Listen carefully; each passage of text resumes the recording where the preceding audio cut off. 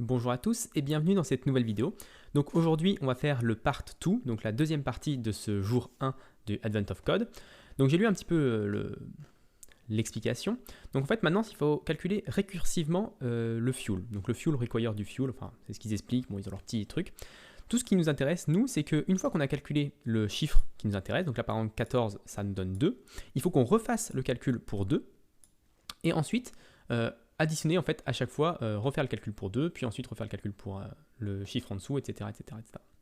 Jusqu'à qu'on tombe sur un chiffre qui soit 0 ou inférieur, et dans ce cas-là c'est 0. Et donc ça annule, on va dire, la récursion. Donc pour ça, on va repartir à ce niveau-là dans notre compute, et donc on va remplacer compute par compute part 1, parce que ça va être un petit peu différent. Et ici, à place de hitwork, je vais mettre part 1. Donc je vais vérifier juste que ça fonctionne toujours. Si je fais un cargo test, ouais, tout est passé. Donc là, on va faire un part 2, ici, et on va tester notre compute part 2 pour voir si ça fonctionne correctement. Donc je recalcule ici. Donc je crois qu'on a toujours les mêmes chiffres, 12, 14, 1969, 12, alors on n'a plus le 12, on a juste 14, 1969, et on a encore le 100 756. Ok, donc on n'a plus juste le 12 à enlever. Et maintenant c'est 2, alors pour le 14 ça ne change pas, ça reste 2. Pour le 1969, ça passe à 966 qui vaut, et plus 654. Et pour le 100 756, on obtient 50 346. Donc 50 346. Donc ici, on peut faire notre compute part 2. Donc là, qu'est-ce qu'on va faire comme calcul ici? Si je relance mes tests, ici, normalement, ça devrait planter, enfin planter entre guillemets, en train de dire que là, ça ne fonctionne pas parce que mon compute n'est pas encore mis à jour. Donc maintenant, sur le compute par tour, qu'est-ce qu'on va faire? On va calculer le résultat. On va faire fuel est égal, par exemple. Donc on va l'enregistrer dans une variable, et on va dire que si fuel est inférieur ou égal à 0, dans ce cas-là, on return fuel. Alors je crois qu'on n'a pas besoin de mettre le return, on peut juste faire fuel comme ça. Sinon, on va retourner fuel plus compute par 2, donc en récursif, fuel. Je crois que c'est tout. Alors, unused parents, donc j'ai l'habitude de mettre des parenthèses ici en PHP, mais en Rust, c'est pas obligatoire. Et donc, je pense que c'est tout à ce niveau-là. Ça devrait fonctionner. On va tester. Alors, left 2, et on obtient 0.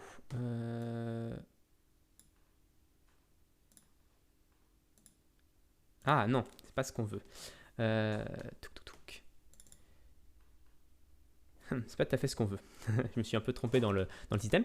Donc on va voir le fuel ici qu'on calcule pour le x qu'on nous a donné. Si on doit retourner quelque chose, c'est x plus fuel. Donc x c'est la valeur originale.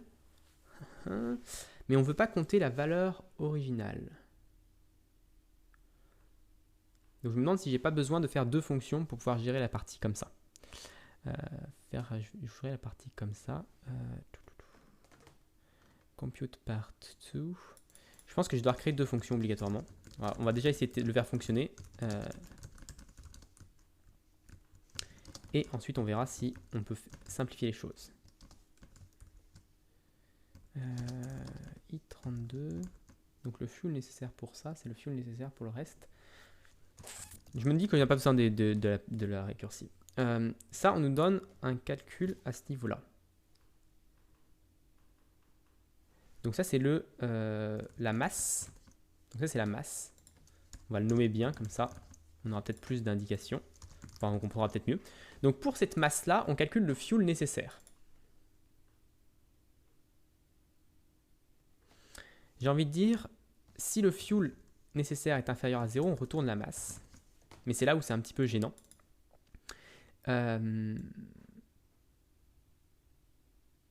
Et sinon, on retourne la masse plus le fuel.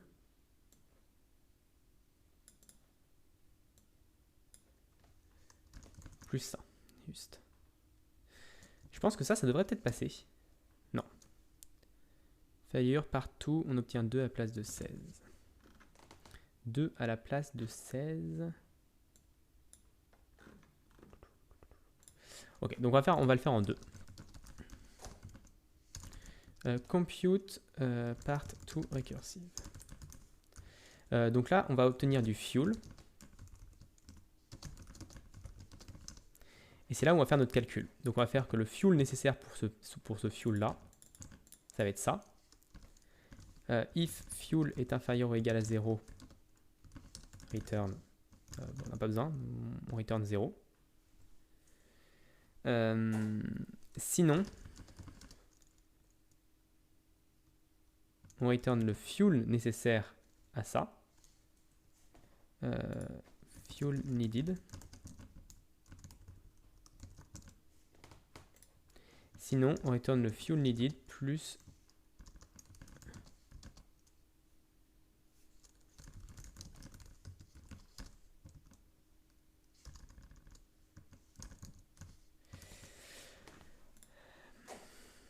on a encore les parenthèses autour du if. Donc effectivement, ça complexifie un petit peu les choses parce que là, du coup, compute partout, on a juste à faire, on calcule initialement le fuel et ensuite on fait un return de compute part to recursive de fuel. Est-ce que ça serait bon ça?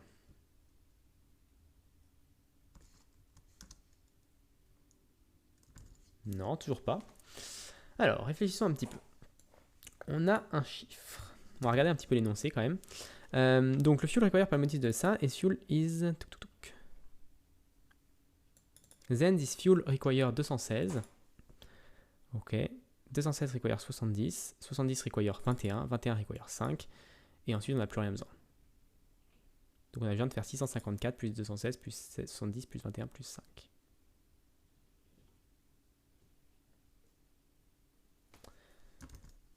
Le fuel require par ce fuel. Donc là, on récupère juste le fuel require pour ce fuel-là. S'il est inférieur à 0, on a besoin de rien. Sinon, on a juste besoin de ça, en fait. Je pense qu'on n'a pas besoin de faire l'addition ici. Donc pour ce fuel-là, on a besoin de cette partie-là. Ok. Donc on a besoin de ce truc-là jusqu'à qu'on tombe sur 0. Le problème, c'est que si on n'additionne jamais, ça ne fonctionne pas. Ça ne fonctionne pas, on est obligé d'additionner un moment.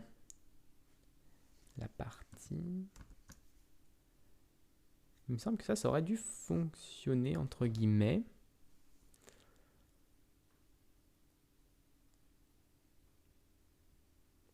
Ou alors, on le fait de manière plus simple. Parce que c'est vrai que quand on débute, j'ai tendance à vouloir faire des choses un peu compliquées. Donc c'est vraiment un bon apprentissage aussi pour les débutants. Ne pas essayer de faire des choses trop complexes, surtout quand on a l'habitude d'un autre langage et qu'on se dit « Ok, ça va fonctionner naturellement ». On va faire avec un while, tout simplement. Je pense que ça va être plus simple avec une boucle qu'à partir d'un système comme ça. Donc quand on lui donne le chiffre initial, donc ce qu'on va faire, c'est qu'on va calculer le fuel nécessaire à partir de cette masse. Donc on va faire un while, fuel est supérieur. Alors ça va même pas être un while, ça va être un do. Je ne sais pas si ça existe le do while ça n'existe, ça a l'air d'exister, je vais vérifier. Alors on va retourner sur Rustlang, learn, le book et le do while. Donc il n'y a pas l'air d'avoir de do while comme en PHP. Donc c'est un petit peu... Bon. While fuel est supérieur à 0. Donc tant que le fuel est supérieur à 0, strictement supérieur à 0, on n'a pas besoin des parenthèses, donc c'est l'habitude. Voilà. Donc là il va me dire que fuel n'existe pas. Donc on va faire let fuel est égal à compute part 1 de masse. Donc ça c'est le fuel.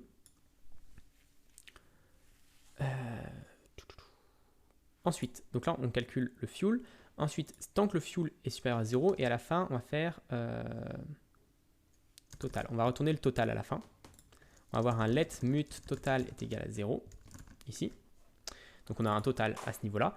Et ensuite à l'intérieur, donc si le fuel est supérieur à 0, on fait total plus égal fuel.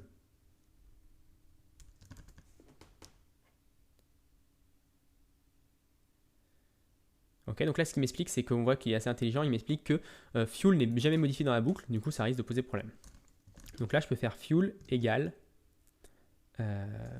compute part 1 de fuel.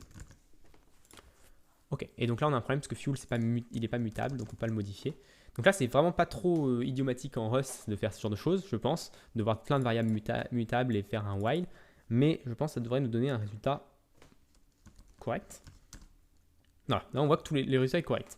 Donc on voit qu'en simplifiant les choses, on arrive à rendre quelque chose d'un peu plus de fonctionnel en gros, voilà, en écrivant le code tel qu'il devrait l'être, plutôt que d'essayer de faire des choses un peu compliquées avec de la récursivité, etc. Alors je comprends pas pourquoi ma récursivité avant ne fonctionnait pas. J'ai dû faire une erreur bête à l'intérieur, je pense, à un endroit. Mais bon, en attendant, on a notre compute partout qui fonctionne. Et donc du coup, on peut faire un let mut total part 2 est égal à 0. Total part 2 est égal à compute partout. Et ensuite, on peut print notre total partout. Donc là, maintenant, si je fais mon cargo run, on obtient 510 000, non, 5 105 000. Donc si je vais sur mon Advent of Code, answer, je remplis ça, je fais submit. Et on m'a dit que c'était la bonne réponse, donc parfait, j'ai réussi à récupérer ma deuxième étoile sur le jour numéro 1, donc je fais mes deux parties du jour numéro 1. Donc voilà, donc c'était un petit peu compliqué, un petit peu plus compliqué, mais on a réussi à le faire avec quelque chose d'assez correct. Donc il faudrait voir, il faudrait que je retourne, je pense après la vidéo, revoir pourquoi ma récursivité ne fonctionnait pas. Ça m'étonne un petit peu parce que j'ai l'impression que ça fait la même chose. J'ai dû faire une erreur quelque part. N'hésitez pas à me le dire si vous avez vu dans les commentaires. Et puis moi, je vous donne rendez-vous très rapidement du coup dans une autre vidéo où on attaquera le jour 2 du calendrier de l'Avent, Advent of Code 2019. Bonne journée à tous.